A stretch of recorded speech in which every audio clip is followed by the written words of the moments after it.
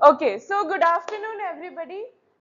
Let's start our topic for today, substance use disorders. I'm Dr. Swaleha Mujawar, Assistant Professor, and today we are going to deal with this very big topic in three parts. One, what is the diagnostic criteria, etiology, epidemiology and treatment options.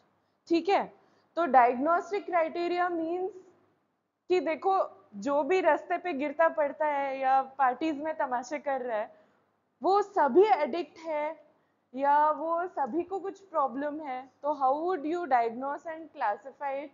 Etiology कि ये ऐसा क्यों कर रहा है, क्योंकि बहुत times हमारे पास पेशेंट्स के रिलेटिव्स स्पेशली आके पूछते हैं कि ये ऐसा क्यों कर रहा है. यू नो दारू तो सब लोग ही पीते हैं बट इसी को क्यों प्रॉब्लम हो रहा है. तो this is another very important thing that you should know. And obviously treatment, क्योंकि पेशेंट्स आते हैं तो आपका मेन एम तो ट्रीटमेंट ही होता है. सो साइकेट्री में we use DSM-5 and ICD-11. DSM is diagnostic and statistical manual. ठीक है, ये एक डायग्नोसिस की एक बुक है. इसका भी 5th वर्जन चल रहा है जो लेटेस्ट है, तो that is why it is called as DSM-5. DSM-5 criteria is relatively simple to understand. So let's go through the criteria. So the criteria says that it's a problematic pattern of use leading to significant impairment of distress as manifested by two of the following. वो two क्या है हम देखेंगे. Within a 12-month period. ठीक है, बहुत ही ऐसे difficult diagnose ये डिफिकल्ट डेफिनेशन नहीं है. प्रॉब्लमैटिक पैटर्न ऑफ यूज है जिससे कुछ इम्पेयरमेंट या डिस्ट्रेस, डिस्ट्रेस है ना बेसिकली प्रॉब्लम, कि उसको घर पे प्रॉब्लम हो रहा है, स्कूल पे, कॉलेज में, या बीवी ने बोल दिया मैं छोड़ के चले जाऊंगी, तो कुछ ना कुछ डिस्ट्रेस, कुछ प्रॉब्लम हो रहा है.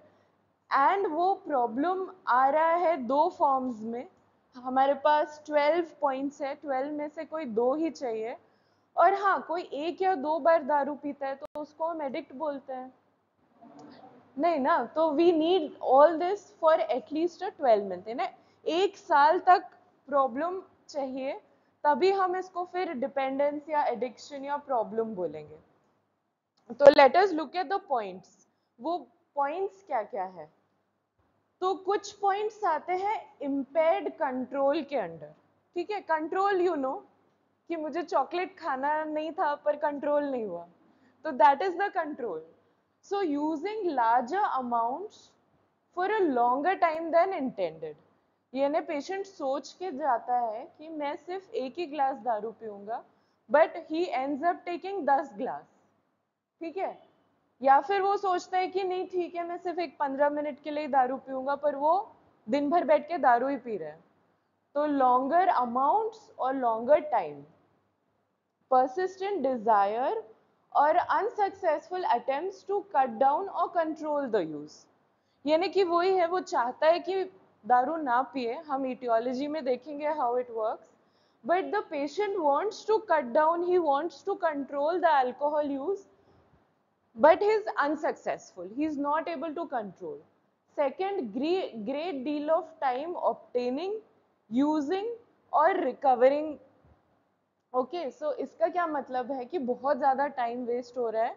दारू या जो भी सब्सटेंस, दारू is just an example, but कोई भी सब्सटेंस के पीछे बहुत ज़्यादा टाइम वेस्ट हो रहा है. जैसे ड्राई डे है, पता है कि अल्कोहल नहीं मिलने वाली है, फिर भी वो जाएगा, पूरा गांव ढूंढेगा, पूरा शहर, दूसरे शहर चले जाएगा कि नहीं पीना ही पीना है.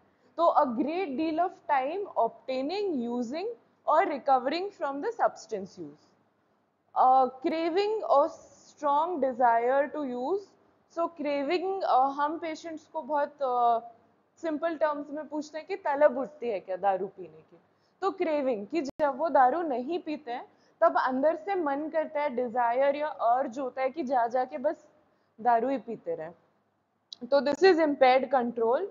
Then social impairment, like I told you, they will have problems at work, at school, at home. There will be a persistent social और इंटरपर्सनल प्रॉब्लम्स। सोशल यानी वही शादी में चले गए, वहां दारू पी के बहुत तमाशे कर लिए या रास्ते पे तमाशे कर लिए, दिस इज सोशल। इंटरपर्सनल यानी दो पर्सन के बीच में प्रॉब्लम। तो वही कि वाइफ बोल रही है कि मैं छोड़ के चले जाऊंगी, छोड़ के चले गई, फिर भी दारू तो पीना ही है, तो इंटरपर्सनल प्रॉब्लम्स हो रहे हैं। Important social, occupational and recreational activities given up or reduced। यानी वही है that the person is drinking alcohol and फिर वो काम पे नहीं जा पा रहा है, या ड्राइवर है तो ड्रिंक करके फिर एक्सीडेंट कर दे रहा है, या कुछ लॉ के साथ प्रॉब्लम हो रहा है। एंड ठीक है, चलो काम पे जाना तो किसी को पसंद नहीं है, बट रिक्रिएशनल एक्टिविटीज जैसे लोगों से मिलना जुलना या अपने बच्चों के साथ टाइम स्पेंड करना, ये सब भी वो लोग छोड़ देते हैं जस्ट दारू के पीछे करना। So this is social impairment. Risky use. Risky use is use in physically hazardous situations. That is being very very drunk and then driving very fast. कि बहुत risky है खुद के life के लिए, दूसरों के life के लिए, तो putting others also in physical risk and self also. And use despite physical or psychological problems. So this is where the hospital scenario comes in. कि डॉक्टर ने बोल दिया कि तुम्हारा लिवर खराब हो गया है, तुम लिवर फेलियर में हो, फिर भी वो दारू पिए जा रहा है। तो डॉक्टर ने मना किया है, फिजिकल प्रॉब्लम है, फिर भी he is taking alcohol. Psychological problem है, साइकेट्रिस्ट ने बोल दिया कि आपको डिप्रेशन हो गया है, आपको साइकोसिस हो गया है दारू पीने की वजह से, फिर भी वो पिए जा रहा है। तो this is psychological problems. Then looking from a pharmacological point of view, आप सबने फार्माक में टॉलरेंस तो पढ़ा ही होगा। टॉलरेंस की डेफिनेशन क्या है वो सेम यहाँ पे लिखी है। Need to use an increased amount of a substance in order to achieve the desired effect और decreased effect with the same amount. ठीक है, अब इसके एग्जाम्पल में अगर देखी जाए, like if you want to see, तो डिजायर्ड इफेक्ट क्या है कि दारू पी के अच्छा लगता है, खुश लगता है या हाई लगता है। तो पहले वो एक ग्लास दारू पी के उसको अच्छा लगता था, पर अब एक ग्लास में कुछ नहीं हो रहा है, वो डिजायर्ड इफेक्ट के लिए उसको 2 ग्लास 4 ग्लास पीने पड़ रहे हैं। This is tolerance. And diminished effect यानी वही एक ग्लास से ज्यादा कुछ इफेक्ट आ नहीं रहा, तो is the same, but tolerance develops with alcohol. Second pharmacological criteria is withdrawal. तो विड्रॉल मीन्स कि अगर आप बहुत देर तक कोई एक सब्सटेंस लेते रहो तो body gets use to it, आपके रिसेप्टर्स पे वो अल्कोहल जाके बैठ जाता है, फिर सडनली अल्कोहल हटा दो तो रिसेप्टर्स के पास कुछ नहीं होता है, वो रिसेप्टर्स हाइपर एक्टिव होते हैं, तो पेशेंट गोज इनटू विड्रॉल। ठीक है, कुछ फिजिकल एंड साइकोलॉजिकल सिम्टम्स आते हैं, अल्कोहल के अदर अलग है, ओपियोइड्स के अलग है, तो विड्रॉल सिम्टम हर ड्रग के अलग अलग होते हैं, but most drugs will cause withdrawal symptoms. ठीक है, स्पेसिफायर्स में बस इतना याद रखिए, माइल्ड, मॉडरेट या सिवियर। ठीक है, बिकॉज इससे हमारा ट्रीटमेंट भी पता चलता है, प्रोग्नोसिस पता चलता है। पेशेंट के रिलेटिव आके पूछेंगे डॉक्टर साहब ये ठीक तो हो जाएंगे ना 2 दिन में, तो आपको पता होना चाहिए कि माइल्ड है, मॉडरेट है, सिवियर है। माइल्ड वाले हाँ हफ्ता 10 दिन में ठीक हो जाएंगे, सिवियर वालों को काफी महीने भी लग जाता है। तो mild means 2 of the symptoms, जो पिछले 3 स्लाइड्स में हमने सिम्टम्स पढ़े थे, 2 है तो माइल्ड है, 4 to 5 is moderate, more than 6 is severe। ठीक है, specifiers you need not know, but you should at least know mild, moderate, severe। तो मैंने आपको जो भी डायग्नोस्टिक क्राइटेरिया बताया, that is common for all of these। तो if you get a question on cannabis use disorder, तो वो dependence criteria आप सेम लिख सकते हो। अब वो क्वेश्चन अल्कोहल हो, कैनबिस हो, इनहेलेंट हो, टोबैको हो, ऑल ऑफ दीज जो है उसमें वो 3 स्लाइड्स ही आएगी। ठीक है, तो मैंने आप लोगों का काम बहुत शॉर्ट कर दिया है, ये 10 आंसर्स वो सेम आप लिख सकते हो। ठीक है, कोई भी सब्सटेंस आता है क्राइटेरिया रिमेन्स द सेम। ठीक है, इटियोलॉजी थोड़ी अलग होती है, तो what are the substances that people take? Alcohol, yes, caffeine. I think coffee हम सब पीते हैं, but caffeine को भी classify किया जाता है dependent substances में. Then cannabis, hallucinogens होते हैं, PCP, inhalants, opioids, sedatives जो नींद की गोली बोलते हैं, those are sedatives, stimulants, tobacco and others. And आजकल gambling and mobile addiction को भी addiction में डाल दिया है. तो दिस इज न्यूअर, ये DSM-5 में लेटेस्ट में गैम्बलिंग और इंटरनेट यूज भी सब्सटेंस डिपेंडेंस वाले ही कैटेगरी में है. तो be very careful when you are using mobiles. Too much not, कभी कभार. बट अब आते हैं सब्सटेंस रिलेटेड डिसऑर्डर्स पे कि ठीक है, एक तो है एडिक्शन या डिपेंडेंस, आपने बना दिया diagnosis. So substance use disorders, they were previously put into abuse or dependence, but basically अगर patient addict है तो substance use disorder is your diagnosis. SUDs जो हम बोलते हैं substance use disorder. दूसरा आता है substance induced disorder. तो substance use disorder तो ठीक है, induced में क्या क्या आता है? Intoxication जब बहुत ज़्यादा पी लो तो, withdrawal जब suddenly stop कर दो तो, साइकोटिक डिसऑर्डर्स, क्योंकि आपने जो लिस्ट पढ़ी of alcohol, cannabis, inhalants, all of these can cause साइकोसिस also. All of these can cause depression, anxiety, sleep problems, cognitive problems and sexual dysfunctions. So अगर ये सब्सटेंस की वजह से हो रहा है, एडिक्शन की वजह से हो रहा है, तो हम उसको सब्सटेंस इंड्यूस्ड बोलेंगे. अगर कोई पेशेंट कुछ भी नहीं करता है फिर भी डिप्रेशन होता है, और हो भी सकता है, तो फिर उसको हम सिंपल डिप्रेशन बोलते हैं. बट सब्सटेंस के बाद लो तो सब्सटेंस इंड्यूस्ड है. ठीक है. इंटॉक्सिकेशन, वेरी सिंपल डेफिनेशन, ये भी फार्माकोलॉजी वाला इंटॉक्सिकेशन है. तो reversible substance specific syndrome due to recent ingestion of a substance.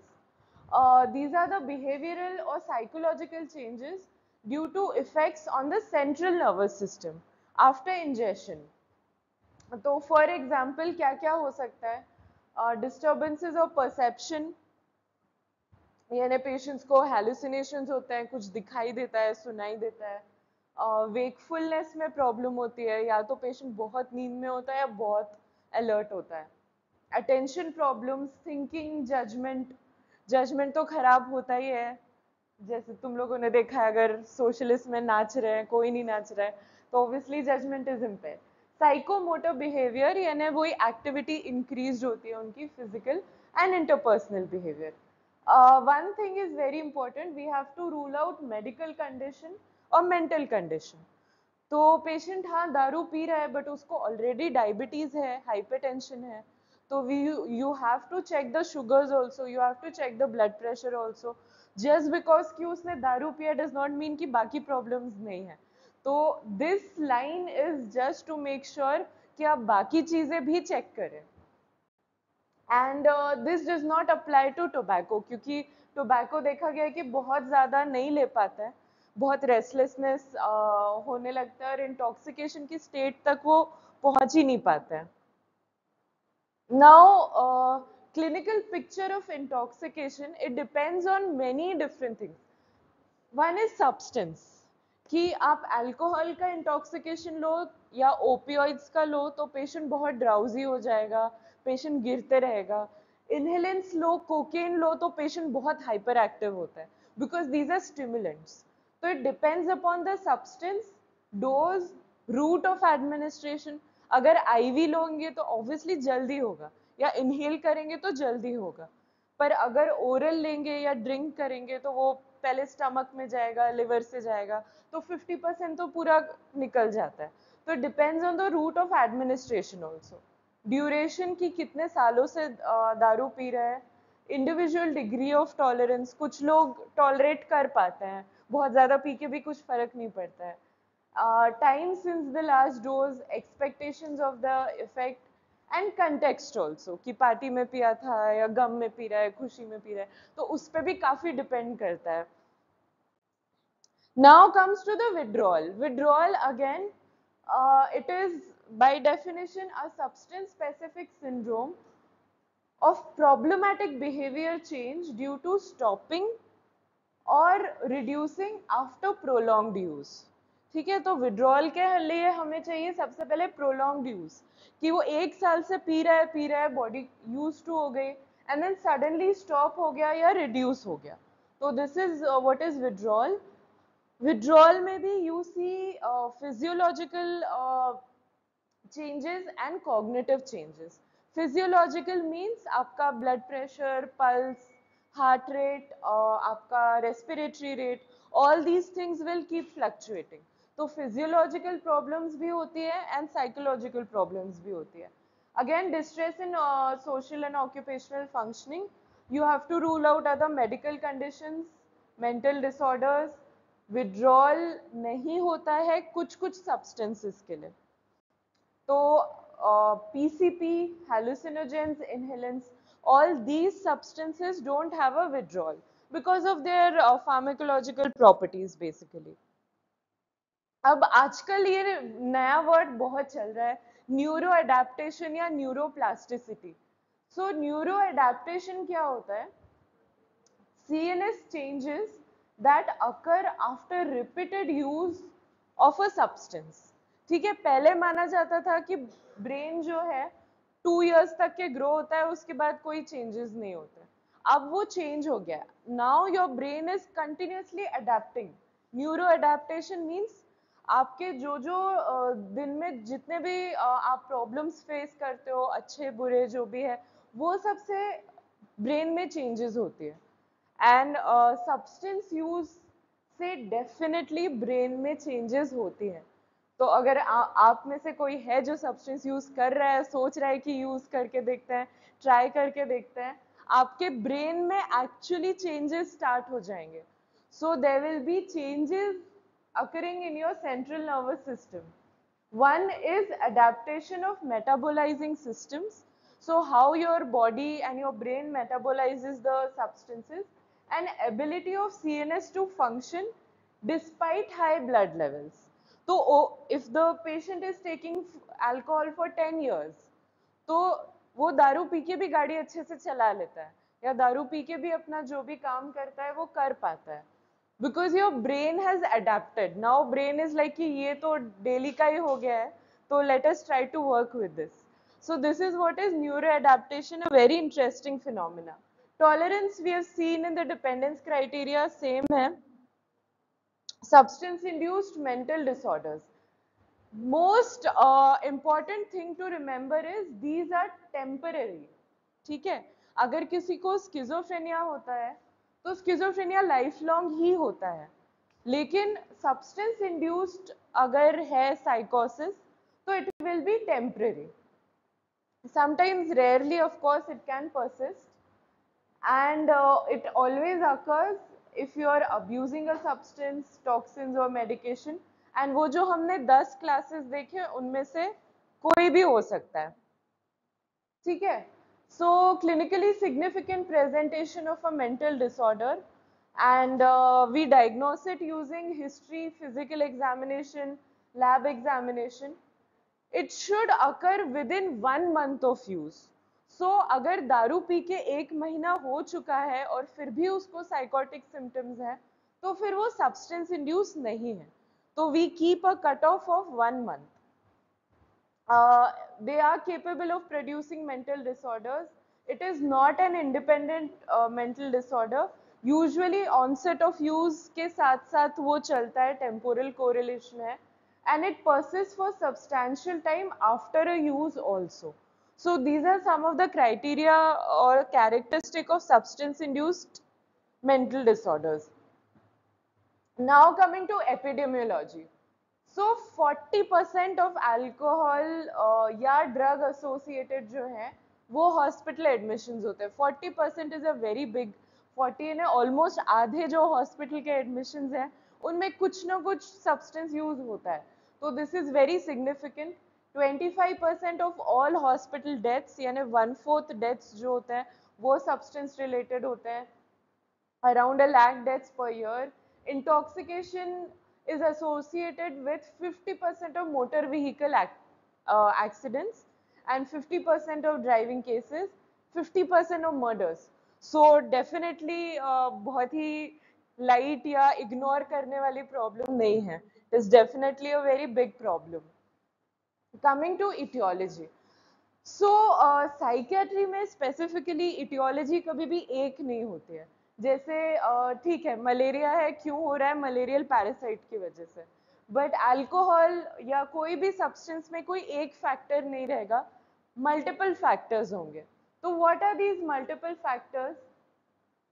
एक है ड्रग अवेलेबिलिटी, कि कितने इजीली अवेलेबल है. Like a lot of states in our country do not allow alcohol. Gujarat is a dry state, Bihar is a dry state. तो availability नहीं है, तो फिर चांसेस थोड़े कम हो जाते हैं.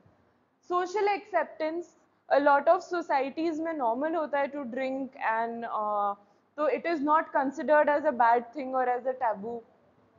पीयर प्रेशर भी बहुत है कि अगर दोस्तों में बैठे हैं, एक दोस्त नहीं पी रहा है तो उस पर बहुत प्रेशर डाला जाता है कि पी लो, नहीं पिएगा तो फिर और उसको ये करेंगे, परेशान करेंगे. Personality and biology. So all these are multiple factors. वो आप बैठ के सोचोगे तो आपके दिमाग में ऑटोमेटिकली आने लगेंगे. ठीक है. So these are one of the few factors. Neuroadaptation वाली स्लाइड पे फिर से थोड़ा ध्यान देंगे तो ब्रेन डिसीज भी अभी इसमें आ गया है. तो there are changes in structure and neurochemistry which transforms the drug using compulsive behavior. So there are changes occurring in the brain. Changes are proven but not necessary or sufficient. तो अभी भी बहुत सारा research चल रहा है, MRI study कर रहे हैं, पेट स्कैन स्टडी कर रहे हैं लोगों के, तो उससे और चेंजेस हमको दिखने आएंगे. बट चेंजेस होते हैं, इसमें कोई डाउट नहीं है. Sometimes psychodynamic changes also. Psychodynamic point of view से they say there is a disturbed ego function. Disturbed ego function का मतलब है inability to deal with the reality. ठीक है, कि उसको बहुत ज़्यादा रियलिटी में प्रॉब्लम्स चल रहे हैं, प्रॉब्लम से भागने के लिए या उसको लगता है कि प्रॉब्लम से डील करने से अच्छा I'll just take the substance and not face reality. So this is one of the reason. कभी कभी सेल्फ मेडिकेट भी करता है. बहुत सारे पेशेंट्स को एंजाइटी होता है, डिप्रेशन होता है, तो they take alcohol. Genetics also play a role. तो a lot of genes are identified कि फैमिली, जैसे डायबिटीज और हाइपरटेंशन में बोलते हैं ना फैमिली हिस्ट्री है तो आपको भी होने के चांसेस है. Same goes with addictions also. अगर फैमिली हिस्ट्री है तो चांसेस है, होगा ऐसा जरूरी नहीं है. But having a family history of addiction puts the children and the other relatives also at a risk. There is some genetic reason behind it. Again research चल रहा है, full genes अभी पता चली नहीं है. Then sometimes we want to decrease pain, we want to decrease anxiety. कभी कभी यूफोरिया मिलता है दारू लेके. तो अगेन देवदास वाला जो फिनोमिना है कि ठीक है ब्रेकअप हो गया तो दारू ही पी लेते हैं, पेन कम हो जाएगा, ऐसा कुछ है नहीं. ठीक है. Now coming to the receptors. थोड़ा बहुत आपको ये भी पता होना चाहिए कि रिसेप्टर लेवल पे, बायोकेमिकल लेवल पे क्या हो रहा है. तो दीज आर द, ये आपके दो ब्रेन के न्यूरॉन्स हैं. ठीक है. दो न्यूरॉन्स के बीच में जो होता है उसको साइनैप्स बोलते हैं. ठीक है. तो साइनैप्टिक लेवल पे क्या हो रहा है? साइनैप्टिक लेवल पे ये दोनों एक दूसरे से कम्युनिकेट कर रहे हैं with the use of these red chemicals. ये रेड केमिकल्स को न्यूरोट्रांसमीटर्स बोलते हैं. तो ब्रेन में बहुत सारे न्यूरोट्रांसमीटर्स होते हैं. Some of them are opioids, catecholamines, GABA, serotonin. ये सब के नाम थोड़े बहुत सुने तो होंगे आई होप. ठीक है. एंड एंडोर्फिन्स तो सुना ही होगा, है ना. Endorphins are your endogenous opioids. ये आपके बॉडी में अगर बहुत ज्यादा होते हैं तो आपको खुश लगता है. जैसे दे से इफ यू एक्सरसाइज तो एंडोर्फिन्स बढ़ते हैं, इसलिए अच्छा लगता है.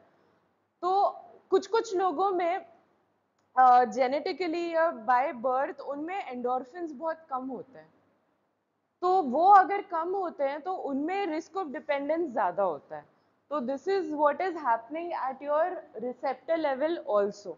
कुछ कुछ पाथवेज भी हैं जो इन्वॉल्व होते हैं एडिक्शन में, वो पाथवेज को रिवॉर्ड पाथवेज बोलते हैं, ठीक है।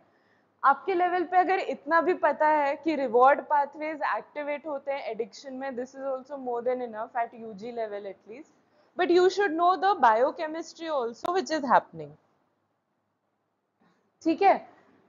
कभी कभी लर्निंग एंड फिजियोलॉजिकल बेसिस भी होता है। तो जब हम ड्रग्स लेते हैं तो अच्छा लगता है, ड्रग स्टॉप करते हैं तो patient has dysphoria, patient has cravings, तो वो सब कम करने के लिए फिर से सब्सटेंस लेता है। तो ये एक विशियस साइकिल बनते जाता है, विशियस साइकिल में वो अटक जाता है, ठीक है। तो प्रेजेंटेशंस यानी आप अगर इमरजेंसी में हो, आप हॉस्पिटल में हो, तो कैसे कैसे पेशेंट्स आएंगे। एक आएंगे अक्यूट इंटॉक्सिकेशन में, बहुत ज्यादा दारू पी के, विड्रॉल में आ सकते हैं, सब्सटेंस इंड्यूस्ड साइकोसिस और मेडिकल कॉम्प्लिकेशंस के साथ आ सकता है, लिवर फेलियर हो गया, ठीक है। रेमिशन एंड रिलैप्सेस जो है वो होते हैं, तो यस दारू छूट जाती है, बट रिलैप्स में भी वो जाता है, फिर से रेमिट होता है। तो if somebody is repeatedly failing to quit the substance, tell them that it is normal, काफी normal है, seek help, go to a psychiatrist, maybe they will be able to help them better. Frequency, intensity and duration predicts the treatment outcome, ठीक है। And 70% जो है eventually are able to meet not meet the criteria, यानी 70% ठीक हो जाता है। 70% is a very big number, तो it's a very optimistic way of thinking. So you should know, सबसे पहले अगर ट्रीटमेंट कर रहे हैं तो कहाँ ट्रीट करें, ठीक है। पेशेंट को हॉस्पिटल में ट्रीट कर रहे हैं, ओपीडी में ट्रीट कर रहे हैं, ये सबसे बड़ा डिसीजन होता है। So when will you hospitalize the patient? When there is an overdose, अगर withdrawal symptoms आपको लग रहे हैं, medical comorbidities है, अगर उसके घर के आसपास ही दारू की शॉप्स हैं तो बहुत इजीली जाके पी सकता है, घर वाले भी कंट्रोल नहीं कर रहे हैं, तो जस्ट एडमिट कर लो तो रिस्ट्रिक्टेड एक्सेस हो जाएगा ड्रग्स के लिए। And suicidal ideations, if a patient comes to you with suicide, definitely you have to tell them to get admitted. Sometimes there are residential treatment units, इनको हम rehab centers भी बोलते हैं। तो ये पर से हॉस्पिटल नहीं है, वो जस्ट एक सेंटर होता है जहाँ पे सब लोग रिकवर होने आता है। तो it is something in between a hospital and a home. And out patient पे भी हम कर सकते हैं, अगर पेशेंट हाईली मोटिवेटेड हो तो OPD basis treatment can also be tried. Treatment में we have to treat intoxication, तो कभी कभी इंटॉक्सिकेशन में इमरजेंसीज आती है कि रेस्पिरेटरी डिप्रेशन हो गया, बीपी फॉल हो गया, तो ट्रीट द इमरजेंसीज। डिटॉक्सिफिकेशन में सबसे पहले तो सोशल डिटॉक्स, कि वो जहाँ पे भी है वहाँ से उनको थोड़ा रिमूव करो, कोई और गांव भेज सकते हैं, या काम पे अगर पी रहे हैं तो काम से थोड़ा छुट्टी ले लो। इन पेशेंट तो हमेशा अच्छा ही होता है अगर ट्रीटमेंट कर लो तो। Before going to the drugs या मेडिसिन, आपको पता होना चाहिए बहुत सारे नॉन फार्माकोलॉजिकल ट्रीटमेंट्स भी होते हैं, हर बार मेडिसिन देके हम ट्रीट नहीं करते हैं। तो first we start with motivation to change. Patients बोलते हैं मुझे तो कोई प्रॉब्लम ही नहीं है दारू की, मैं तो ठीक हूँ एकदम। So you have to first motivate them, group therapy, individual therapy, then we have self help groups, जिनको AA बोलते हैं, alcohol anonymous, NA is narcotic anonymous. तो बहुत सारे सेल्फ हेल्प ग्रुप्स भी आते हैं, थेरेपेटिक कम्युनिटीज आती है, sometimes family therapy is required. So we have a lot of non pharmacological treatment also. Pharmacological treatment हम कब कब यूज करते हैं, एक तो अगर उसको ऑलरेडी साइकोसिस है, डिप्रेशन है, तो को अकरिंग साइकेट्रिक डिसऑर्डर्स को ट्रीट करो, को अकरिंग मेडिकल डिसऑर्डर्स को ट्रीट करो। तो अगर पेशेंट को कैंसर है, दारू पी पी के हीमोग्लोबिन कम हो गया है, इन्फेक्शन हो गया है, न्यूट्रिशनल प्रॉब्लम्स है, तो ये सब ट्रीट करना भी ज़रूरी है. And with this I would like to stop this lecture, क्योंकि बहुत खींचने के लिए तो और ज़्यादा लंबा खींच सकता है, बट यहाँ तक कि जितना जितना आपको समझ में आया है उस पे से you can just ask any doubts and you can obviously go home, read, and then if you have doubts you can ask again. But with this, at least